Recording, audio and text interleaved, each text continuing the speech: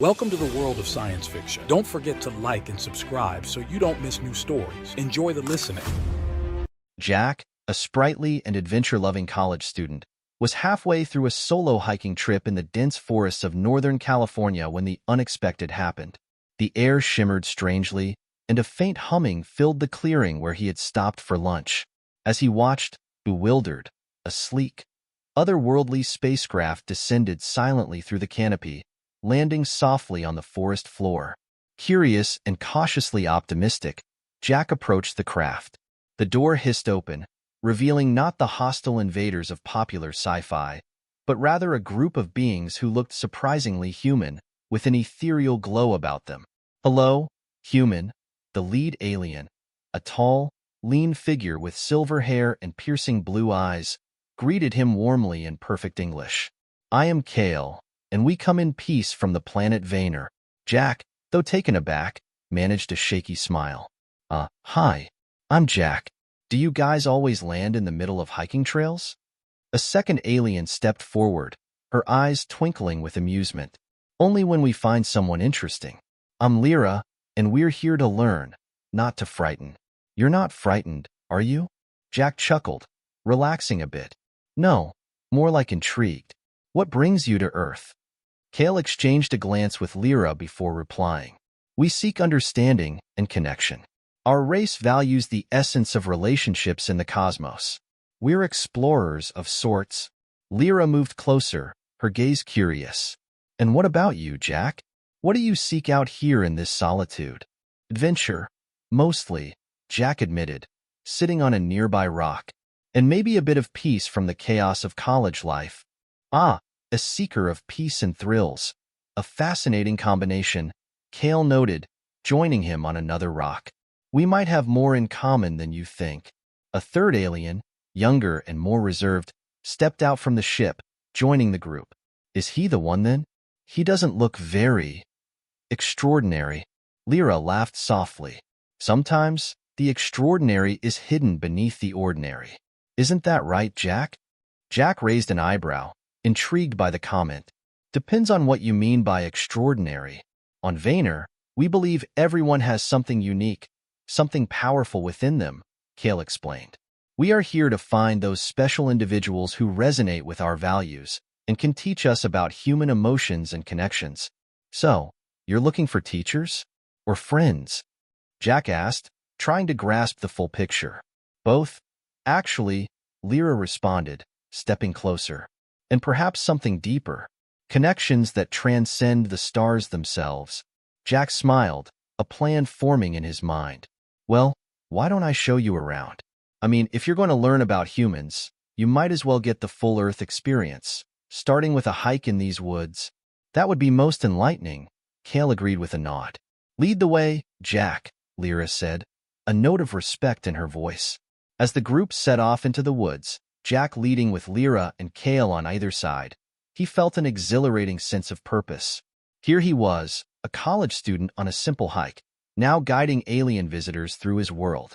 The afternoon sun filtered through the trees, casting a serene glow over the unlikely ensemble as they ventured deeper into the wilderness, each step taking them further into an unexpected new chapter of Jack's life.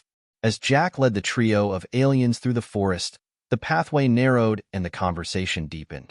The trees loomed large around them, an ancient audience to this unusual fellowship. "So, Kale, what's Vayner like?" Jack asked, stepping over a fallen log with ease. Kale, matching his stride, responded with a hint of pride in his voice. "Vayner is a world of vast oceans and sprawling sky cities. Our technology harmonizes with nature, something we've perfected over millennia." Jack glanced at Lyra, who was inspecting a fern with an intrigued expression. "And what brings someone like you to Earth? You seem to have it all figured out there." Lyra looked up, her eyes reflecting the green around her. "We might have technology, but emotions? That's something we're still exploring. Humans are known across the galaxy for their emotional depth. We lack that spontaneity." The third alien, who had been quietly observing, finally spoke. "I'm Zoran," he introduced himself. "I was skeptical about this mission. Humans also have a reputation for conflict. But seeing Earth like this, Through your eyes, it's different. Jack laughed. Well, we're not hiking in a war zone, that's for sure. Most of us are just trying to live our lives, find happiness, make connections. The conversation paused as they reached a clear stream, the water babbling over smooth stones. Jack crouched to refill his water bottle. You guys need water? Or do you have some sort of high-tech hydration thing going on? Lyra joined him by the water, taking the offered bottle. We can absorb moisture from the environment, but there's something pleasant about drinking water this way. Zoran, now visibly more relaxed, knelt beside them. Jack, how do you make sense of your world? It's so diverse, so vibrant. It's not always easy, Jack admitted, sealing his bottle and looking around. But I guess it starts with understanding and respecting differences. Finding common ground helps. Kale, who had been listening intently, nodded. That's precisely what we hope to achieve here. With you, with Earth. They resumed their hike, the aliens curious about every new plant and animal they encountered. Jack found himself seeing the familiar environment through their wonder-filled eyes, appreciating the beauty he often took for granted. As the sun began to dip below the trees, casting long shadows on the path, Jack decided it was a good time to set up camp. We can stop here for the night. I'll show you how to make a fire, Earth-style. Lyra and Zoran gathered around as Jack collected wood and arranged it skillfully. Kale, intrigued, attempted to assist by levitating small branches into place. Jack chuckled, directing the branches with a nod. Thanks, Kale. You might make a camper yet. With the fire crackling and the night sounds of the forest coming alive, the group sat around the warmth. Jack pulled out some marshmallows from his backpack, and the lesson turned into a light-hearted contest of who could roast theirs to the perfect degree of golden brown. Zoran, watching his marshmallow catch fire, laughed. I guess this is part of the human experience? Definitely, Jack grinned, helping him extinguish the little blaze. It's not just about surviving. It's about enjoying simple moments like these.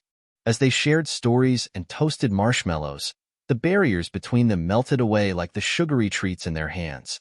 Under the starlit sky, Jack and his new friends from Vayner shared a sense of kinship, a feeling of being connected by more than just the vastness of space, but by the shared moments of joy and discovery.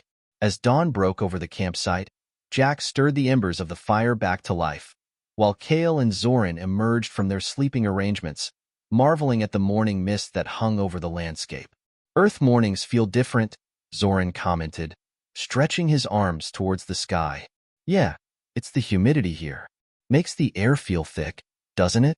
Jack replied, handing Zoran a steaming cup of coffee. Here, try this. Another quintessential human experience. Kale accepted his cup with a nod of thanks, sipping cautiously. It's bitter, yet oddly invigorating. That's coffee for you, Jack chuckled. It wakes you up and keeps you going. Lyra joined them, her hair damp with dew. So, what's the plan today, Jack? More hiking? Or do we have other adventures in store? Jack, pouring her a cup of coffee, smiled. I thought we'd head into town today. It's a small place, but pretty typical for rural Earth. You'll see how humans interact, what we buy, how we socialize. The aliens exchanged excited glances. A glimpse into human social structures sounds fascinating, Lyra said. They quickly broke camp and hiked back to Jack's vehicle, a rugged, well-used SUV. The drive into town was filled with questions from his guests about everything from road systems to Earth's ecological challenges. As they walked down the main street, Jack pointed out various landmarks: the local diner, the post office, the small library. Small towns revolve around these hubs, he explained. They're more than just places. They're where people meet, share news, and support each other. Kale looked around with interest. And all these establishments are run by individuals? Not corporations or collectives? Mostly, yeah, Jack nodded. Family businesses, local entrepreneurs. It keeps the community tight-knit. In the hardware store, Jack introduced the trio to the owner, Mr. Harris, who raised an eyebrow at their unique appearances but greeted them warmly. So, what can I do for you folks today? Mr. Harris asked, wiping his hands on a cloth. We're just showing our friends here how commerce works on Earth, Jack explained. Maybe grab some supplies. Lyra picked up a bird feeder. People buy these to feed wild birds? Why? Mr. Harris laughed. Well, ma'am, folks like watching birds come to their yards. Helps people feel connected to nature. Fascinating, Lyra mused, placing the feeder in their basket. Next, they visited the diner, where the aroma of fried food and coffee was pervasive. As they slid into a booth, Zoran observed the interactions around them. So many different dynamics at play here, he whispered. Jack ordered pancakes and eggs for the table. It's a dance, you could say. People here come for food, but stay for the company and conversation. As they ate, Jack explained more about human culinary tastes, prompting curious questions from his companions about the origins and cultural significance of the dishes. After the meal, they strolled to the park at the center of town. Children played on swings, and couples walked dogs along the paths. Jack led them to a bench where they could watch the world go by. This is peaceful, Cale remarked. Quite different from the bustling marketplaces of Vayner. Yeah, peace is something we cherish here, Jack said. Especially in places like this, where the pace is slower and you can just enjoy the moment. As they sat, Lyra leaned in close to Jack. Thank you for this, Jack. Today has been enlightening. Jack smiled at her. Glad to hear that. It's been great having you all see a part of my world. As the sun began to set, they headed back to the car. The day had been full of simple yet profound experiences, and as they drove back to the forest campsite, the Vaynorians seemed contemplative, deeply moved by the ordinary yet rich tapestry of human life. Jack, watching them in the rearview mirror, felt a surge of pride in his culture and a newfound appreciation for the nuances of his everyday world.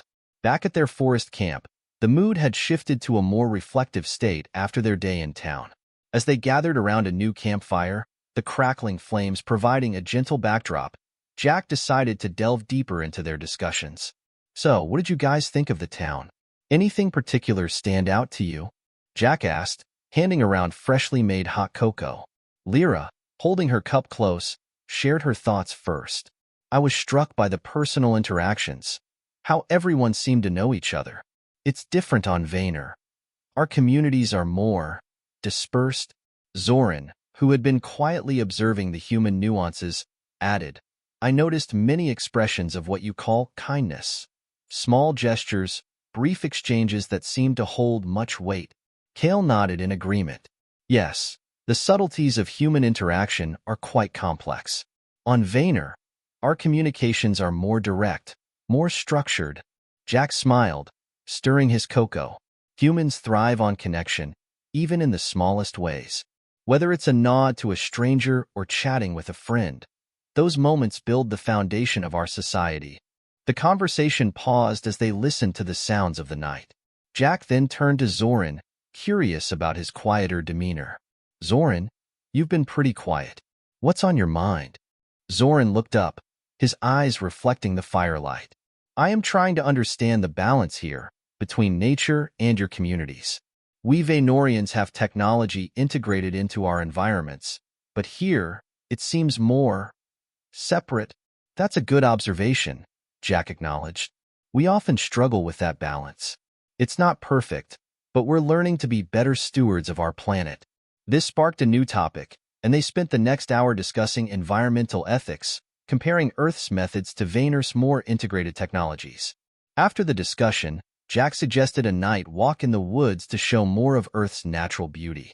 With flashlights in hand, they ventured into the darkness, the forest alive with the sounds of nocturnal creatures. Earth feels so alive at night, Lyra remarked, listening to the rustling leaves and distant animal calls. It is, Jack agreed. Each sound is a part of the ecosystem. It's like a whole different world emerges when the sun sets. As they walked, Cale, who had been processing the earlier conversations, asked, Jack, how do you see us, the Vaynorians? Are we so different from humans? Jack considered this for a moment before answering. You're different, sure, but at the core, I think we're all looking for the same things. Understanding, connection, a place in the universe. The group found a clearing where they stopped to gaze at the stars. The sky was a brilliant tapestry of constellations, both familiar and alien to the Vaynorians. See that constellation? Jack pointed. We call it Orion. It's one of the most recognized groups of stars from Earth. Lyra followed his finger. We see Orion from Vayner too, but our stories about it might be different. They shared myths and legends about the stars, finding common themes in their respective tales. It was a moment of cultural exchange that seemed to draw them even closer together.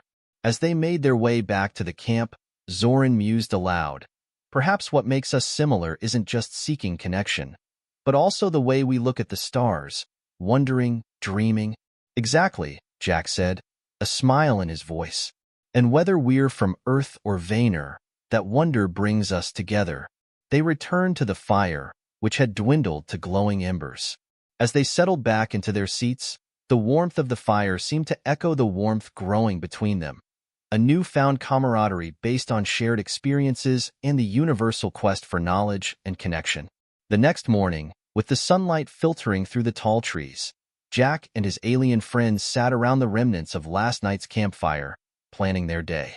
Today, I thought I'd show you some of Earth's cultural artifacts, Jack began, his eyes bright with the excitement of sharing his world. We'll visit a local museum. It's small but rich with history. Cale looked intrigued. A repository of knowledge and history? We have similar places on Vayner. It will be interesting to compare. As they packed up their gear, Lyra helped Jack sort through the supplies. What kinds of artifacts does this museum hold? She asked, handing him a water bottle.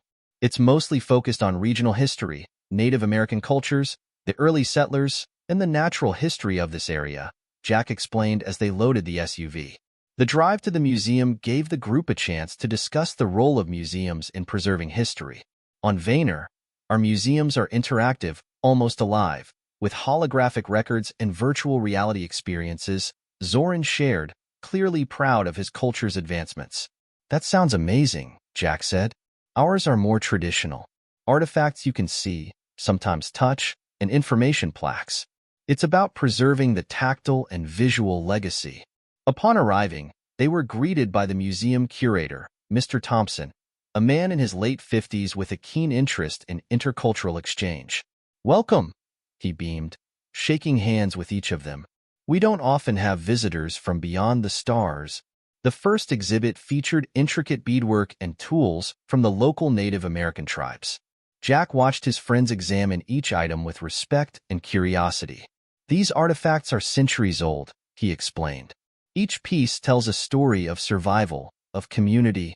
Cale, touching a glass case gently, murmured, "The craftsmanship is remarkable. We have similar artisan crafts on Vayner, though the materials differ greatly." Mr. Thompson, overhearing Cale, joined the conversation. It's fascinating how different cultures find unique ways to express similar values through their crafts. The next room displayed a series of photographs and old machinery from the logging era. This area was once a bustling logging town, Jack told the group. It shaped the community here in many ways. Lyra, examining an old chainsaw, laughed softly. We use energy beams for cutting. This looks so manual. Jack grinned. Yeah, it was hard work. But there's a sense of connection to the land when you interact with it so directly. As they moved to a section dedicated to the local flora and fauna, Zoran seemed particularly taken with a display about the redwood trees. Such giants. On Vayner, we have the Zell trees, but they are not quite so large. They're some of the oldest living things on Earth, Jack added, leading them to a detailed diorama of a redwood forest. People come from all over the world to see them. The final exhibit was a hands-on area where visitors could try using replicas of traditional tools. Jack demonstrated how to use a hand drill, laughing as he struggled to make a hole in a piece of wood. Cale and Zoran eagerly took turns, their attempts equally unskilled but enthusiastic. As they left the museum, Mr. Thompson handed them each a small replica of a native carving as a memento. "To remember your visit," he said warmly. Back in the SUV, driving back to camp, the group was quiet, each lost in thought over the day's experiences. Finally, Lyra broke the silence. Today was enlightening. Seeing your history, touching it. It's a reminder of how diverse the universe is, yet how similar we can be. Jack nodded, his eyes on the road. Exactly. We all have our histories, our stories. Sharing them, learning from them. It's how we grow, not just as cultures, but together as friends. As the forest canopy enveloped them once more, the aliens and Jack felt a deeper connection than before, bonded not only by their adventures but by the shared appreciation of their diverse yet interconnected histories. After a day filled with history and cultural exchange, Jack decided it would be a good idea to introduce his extraterrestrial friends to a more relaxed, purely social human experience. "How about a movie night?" he suggested as they drove back to camp. "It's a human tradition, watching films together." Cale nodded, intrigued. "We have visual storytelling on Vayner, but it's usually interactive. I'm curious to see human films." Jack smiled, setting up a projector and a white sheet hung between two large trees at their campsite. He selected a classic, Casablanca, thinking the themes of love and sacrifice would resonate universally.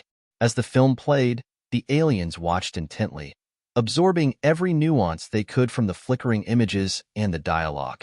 Jack observed their reactions, trying to gauge their understanding and feelings towards the human portrayal of emotion. At a particularly poignant scene, Lyra turned to Jack. "Is it common for humans to experience such deep conflicts of interest, choosing between love and duty?" Jack paused, considering her question. "Yeah, it happens more often than we'd like. It's a part of our nature. Our emotions can pull us in different directions." Zoran seemed puzzled. "But why create stories that highlight such painful experiences? Is it not distressing to revisit such emotions?" Jack chuckled softly. "It's kind of cathartic for us. Movies allow us to experience and process these emotions in a safe way." As the movie ended, the discussion turned to the complexities of human emotions. Cale appeared thoughtful. "Your emotions are very layered. It seems challenging to navigate them." "It can be," Jack admitted. "But it's also what makes life rich and interesting." The next day brought a shift in their dynamic. Lyra approached Jack while he was collecting firewood. "Jack, can I ask you something personal?" Her tone was more serious than usual. "Sure. Anything," Jack replied, stacking the wood neatly. "When humans feel attraction, how is it usually expressed? I noticed in your film, gestures and words carry much weight." Jack was slightly taken aback by the directness of the question, but decided honesty was best. "Well, it varies a lot from person to person. But yes, gestures, spending time together, talking, that's all part of it." Lyra nodded, seemingly processing this information. "On Vayner, we also experience attraction, but perhaps less dramatically. Our relationships are more pragmatic." Jack sensed an undercurrent to her questions. "Is this about someone specific?" he ventured. Lyra hesitated, then smiled a little. "Perhaps. I am trying to understand these feelings. New to me, observed here with you, with humans." Jack felt a twinge of something, a mix of flattery and concern. It's important to be clear about these things. Misunderstandings can lead to complications. Lyra looked at him, her expression unreadable. "I see. Thank you, Jack. I will consider your words carefully." That evening, as they sat around another fire, the air was thick with unspoken thoughts. Zoran broke the silence. "I feel we have ventured into a territory that is perhaps delicate. Our mission is to learn, not to disrupt." Cale agreed, nodding solemnly. "Indeed, we must respect our differences and learn from them without overstepping. Our friendship with Jack, with humanity, is valuable." Jack appreciated their respect but felt the need to clarify. "Look, it's okay to explore these feelings. Just, let's keep communicating, okay? We're all here to learn from each other, after all." The group nodded, the fire crackling before them, mirroring the flicker of understanding that was slowly rekindling. Despite the day's tensions, or perhaps because of them, their bond had deepened, forged in the honesty and complexity of navigating intercultural and interpersonal relationships. The morning air was crisp and fresh, clearing the remnants of last night's tension as Jack and the aliens gathered around the breakfast fire.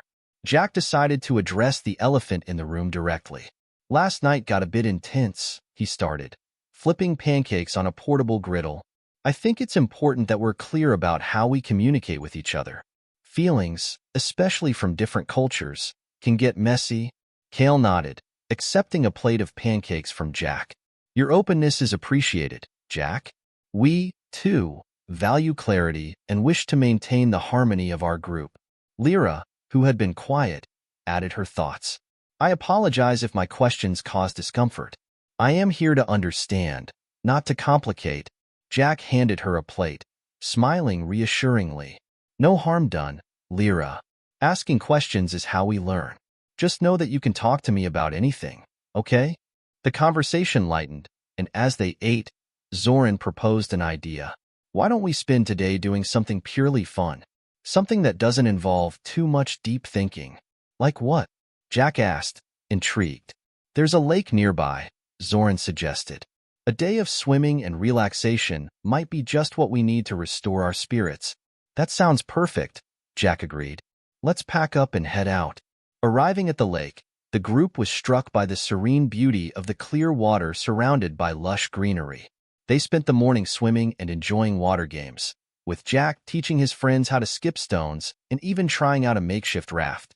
As they rested on the shore, soaking up the sun, Jack decided to delve a little into Vayner's customs regarding leisure and fun. So, what do you guys do for fun on Vayner? Kale, drying off with a towel, replied, We have gatherings similar to this, though they're usually in anti-gravity fields. Sports and games in zero gravity can be quite exhilarating. That sounds amazing, Jack laughed. Earth games are a bit more gravity-bound, but they bring us a lot of joy. As the day progressed, Lyra seemed more contemplative. Eventually, she turned to Jack. You know, Jack, learning about human leisure has made me appreciate how universal the need for relaxation and joy is. Yeah, Jack responded, tossing a pebble into the lake. Sometimes, it's the simple things that bring us closest together. In the late afternoon, Zoran suggested they try fishing, another human activity he had read about. Jack found some old fishing gear in his SUV and taught them the basics. They didn't catch much, but the act of sitting together by the lake, lines cast in the water, fostered a sense of peace and companionship. As they packed up to leave, Kale addressed Jack with a tone of gratitude. Today was invaluable. In our quest to understand human emotions and culture, we overlooked the importance of shared experiences in building friendships. Jack drove them back to camp, the evening sky painting a warm glow over the landscape. I'm glad to hear that. It's these moments that really matter, he said, feeling a profound connection with his new friends. Sitting around the campfire that night, the group shared stories of their families and home lives, drawing parallels and laughing over the quirks of their respective societies. It seems, Lyra mused as they prepared to turn in for the night, that whether on Earth or Vayner, taking time to simply be together, without agendas or tasks, is what truly draws beings together. Jack nodded, watching the fire dwindle. It's the universal language, isn't it? Friendship doesn't need much more than time and willingness to understand. As they retired to their tents, the sounds of the forest night serenaded them, a gentle reminder of the world's natural rhythm and the simple joy of being in good company. As their time together neared its end, Jack and the Vaynorians gathered for one last breakfast around the campfire. The morning was quiet, a gentle hush over the forest as if nature itself was savoring these final moments. Jack served up a hearty breakfast, his movements slower, more reflective. You know, he began, breaking the silence, I was just thinking about all we've shared and learned from each other. It's been quite a journey. Kale nodded, his eyes meeting Jack's. Indeed, it has. We came seeking knowledge about human emotions and culture, but we've gained so much more. Friendship, understanding, memories. We are grateful, Jack. Lyra, who had been quietly listening, added, We've also seen how much we can learn from just being open to new experiences. It's something we'll take back with us to Vayner. Zoran looked around at the group, his expression thoughtful. I have been recording our experiences in my log. It will be studied by our people. What we've learned here will influence Vayner for generations. Jack was touched. I'm glad to hear that. And I hope I can visit Vayner someday. Keep the exchange going, you know? That would be most welcome, Kale responded warmly. You have friends on Vayner now, and our home is open to you. As they cleared the breakfast dishes, Jack proposed a final activity. Before you go, there's one more place I'd like to show you. It's a bit of a hike, but I think you'll find it worth the climb." Curious and enthusiastic, the group followed Jack up a narrow trail that led to a hill overlooking the valley. The climb was steep, and they supported each other, their bond evident in every helping hand and encouraging word. Reaching the summit, they were greeted by a breathtaking view. The forest spread out beneath them, the river a silver ribbon winding through the green, the mountains in the distance standing guard.